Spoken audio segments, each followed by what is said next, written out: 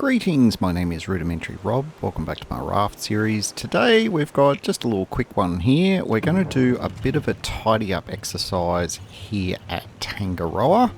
So get yourself comfy and let's begin.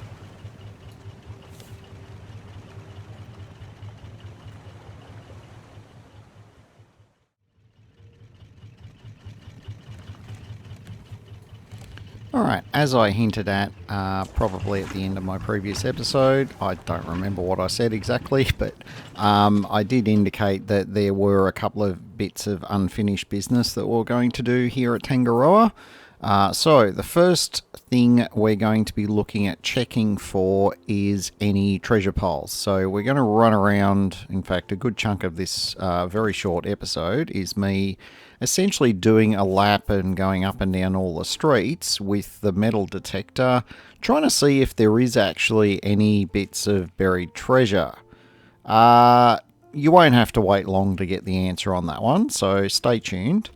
The other bit of unfinished business that we have here on Tangaroa is the vending machines, and we're going to go back and have a bit of a look at how many tokens we have and have a bit of a think about what we might want to buy from the vending machines.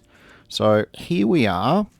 Now that one, there's a bit of equipment there. There's, yep, we got 17 tokens.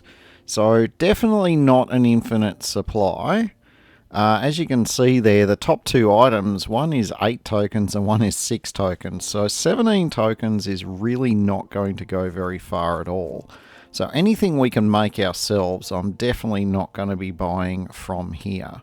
So we've got some art options and we've got a few other bits and pieces. So we're going to elect for one piece of art. Yeah, to be advised where I end up hanging that up. We end up with a boombox because reasons.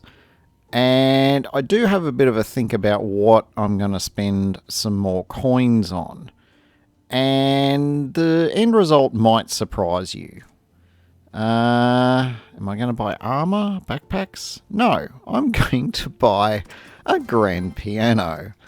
Anyway, it did give me an achievement. I think there's an achievement to spend like 10 coins or something. That was pretty much the only reason why I wanted to, spend up big, because there wasn't anything else there that I particularly wanted to go for.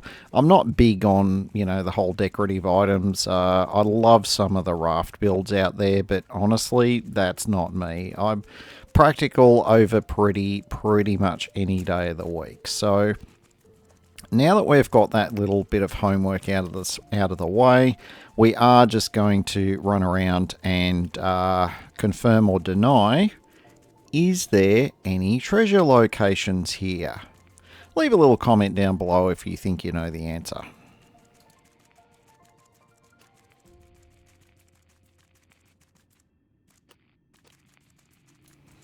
Well, I left this as a bit of a surprise, but I decided in amongst my homework exercise that I would do the good thing and I would show you how to work out the lift code or the launch code.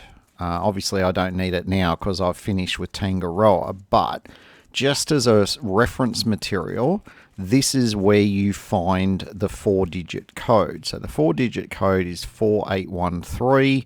I'm inevitably just stumbling across this in reverse order. So you're looking for the shop sign and it tells you what road it's on. So this number 1 is for the barber.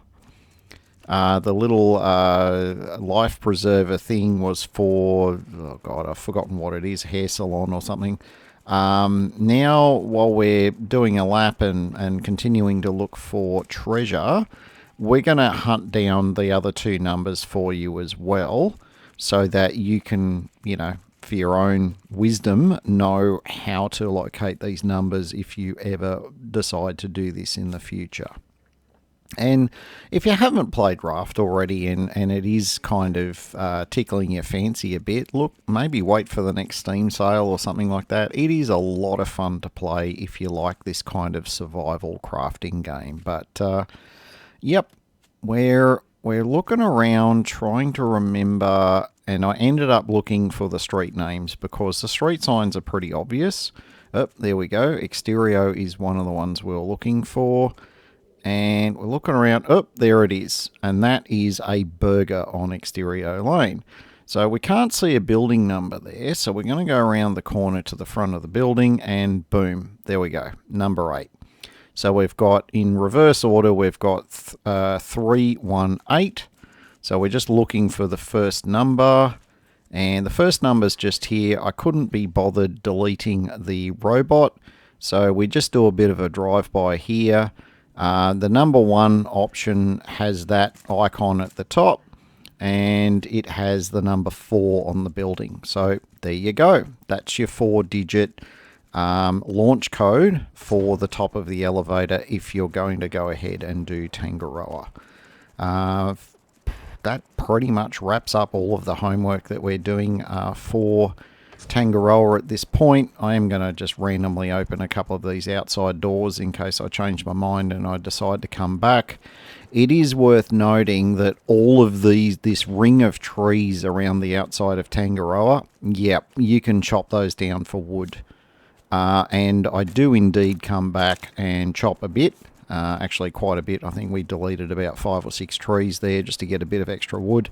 There is a bucket load more to be had though. So if you are quite short on wood and you're at Tangaroa, yep, crank out a few axes. You will not be disappointed.